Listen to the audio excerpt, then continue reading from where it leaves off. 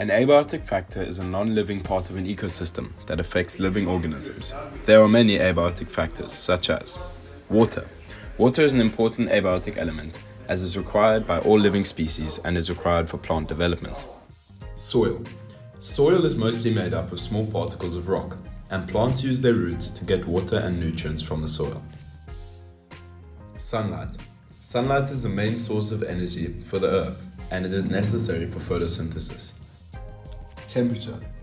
Temperature is an abiotic factor as it affects many things in an ecosystem, like plants. Wind. Wind is an abiotic factor as it affects the rate of evaporation and transpiration. The differences between asexual reproduction and sexual reproduction. In asexual reproduction, no fertilization occurs. It has limited genetic variation and it has high population growth. In sexual reproduction, fertilization occurs. It has slow population increase and it has extensive genetic variation. There are many plant groups to differentiate them into many categories. Bryophytes. Bryophytes thrive in damp, shady environments. Free water is essential for sexual reproduction in bryophytes since it is water that carries the sperm to the egg. They are not flowering plants. Bryophytes reproduce by spores instead of seeds.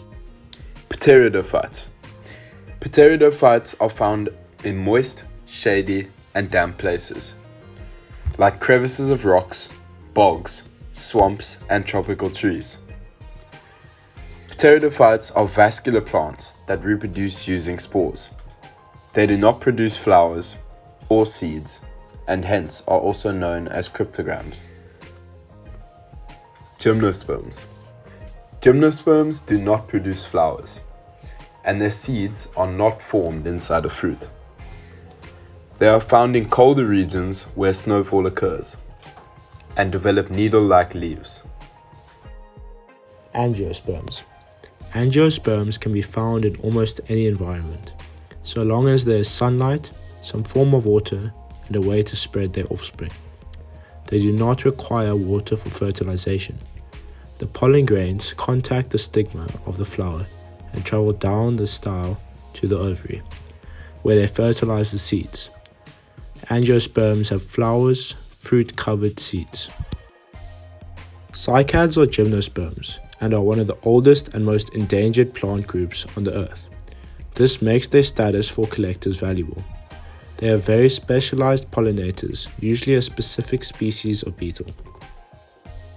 The angiosperm body has 3 parts: roots, stems, and leaves.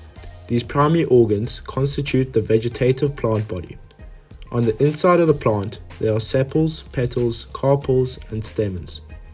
The peduncle attaches the flower to the plant.